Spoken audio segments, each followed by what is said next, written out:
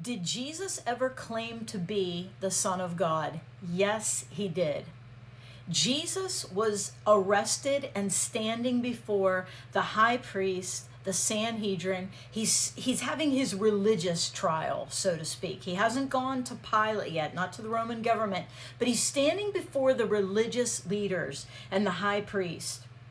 And Jesus is remaining silent, not saying too much. And then in Matthew 26, verse 63, the high priest said to him, I demand in the name of the living God, tell us if you are the Messiah, the Son of God. And Jesus replied, you have said it. And in the future, you will see the Son of Man seated in the place of power at God's right hand and coming on the clouds of heaven. So Jesus says, yes, you've said it. It's true.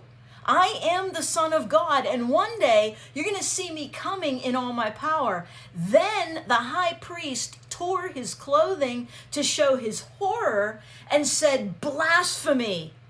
Why do we even need other witnesses? You've all heard his blasphemy. And they said, guilty, he deserves to die. Now they accused Jesus of blasphemy because he was admitting, he was saying, I am the Son of God. Now, of course, this wasn't blasphemy because Jesus really is the Son of God. But the point is that Jesus stood his ground. Now, when Mark gives his rendition of what happened, he adds the fact that Jesus actually said in Mark 14, verse 62, in reply to this, he added, I am.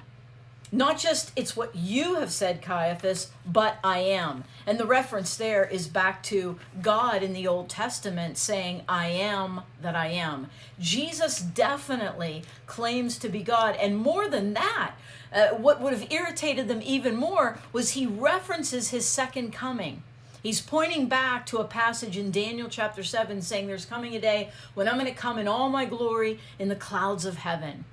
Now, Jesus, he kept it kind of quiet when people wanted to talk about him as the Son of God in the beginning of his ministry, because he knew what would happen. People would hate him for it. The religious leaders would go after him for it, as they did. And he had a mission to fulfill. Everything had to happen in its right timing. But yes, Jesus claimed to be the Son of God. He is the Son of God. He came as God in the flesh to die for human sin. And one day, my friends, he's coming back to make everything right for those who trust in him.